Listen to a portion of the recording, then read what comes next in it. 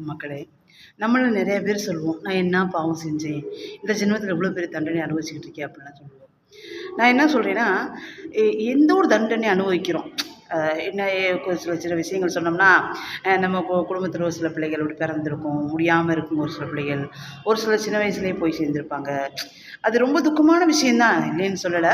ஆனால் நம்ம புலம்பிக்கிட்டே இருப்போம், சாமிகிட்டேயும் சரி மனிதர்கள்ட்டையும் சரி யார்ட்டையும் புலம்பிக்கிட்டே இருப்போம். எனக்கு மட்டும் ஏன் இந்த கஷ்டத்தை கொடுத்த, நான் அப்படி என்ன பெரிய பாவம் செஞ்சுக்கிட்டேன் அப்படின்னு சொல்லி புலம்பிக்கிட்டே இருப்போம். நல்லா தெரிஞ்சுக்கோங்க மக்களே, அந்த மாதிரிலாம் ஒரு சில துன்பங்கள் நம்மளை ஒரு மீள முடியாத ஒரு சில துன்பங்கள்லாம் வருது அப்படின்னா, ஒரு ஜென்மத்தில் செஞ்ச பாவம் 7 ஜென்மத்தை தொடரும்லாம் சொல்லுவாங்க தெரியுமா. அது நம்புறவர்களுக்கு இருக்குது, நம்பாதவர்களுக்கு இல்லை. தெய்வத்தை நம்புறவர்களுக்கு இருக்குது, இல்லாதவர்களுக்கு மனிதான் உண்மை. அந்த ஒரு சில பாவங்களை இந்த ஜென்மத்தில் நம்ம அனுபவிச்சுக்கிட்டு இருக்கோம்னா, உண்மையிலே இயற்கைக்கு இறைவனுக்கு நன்றி சொல்லுங்க. அடுத்த ஜென்மத்தில் என்ன செய்யும், அந்த பாவம் நம்மளை தொடராமல் இருக்கும்.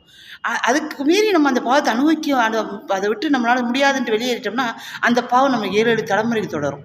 அதனால் ஒரு சில விஷயங்கள் துன்பங்கள் மீள முடியாத துன்பங்கள் அனுபவிக்கிறோமா, முடிஞ்ச வரைக்கும் அந்த அப்படி கழிச்சுக்கிட்டே போங்க. அடுத்த ஜென்மத்தில் கட்டாயமாக என்ன சொல்ல, அந்த பாவம் நம்ம சேராது. அதனால் இதை பற்றியும் கவலைப்படாதீங்க. இன்பமோ துன்பமோ வாங்க, வயிறு வலியும் தலைவலியும் அவனுக்கு வந்தால் தானே தெரியும் அப்படின்னு சொல்கிறீங்க. வயிறு இருக்கவனுக்கு எல்லா பேத்துக்குமே வயிறு இருக்குது, தலை இருக்குது, எல்லா பேத்துக்குமே எல்லா வலியும் வரத்தையும் செய்யும். என்ன கொஞ்சம் டிஃப்ரென்ஸ் ஆகும், அவ்வளோதான்.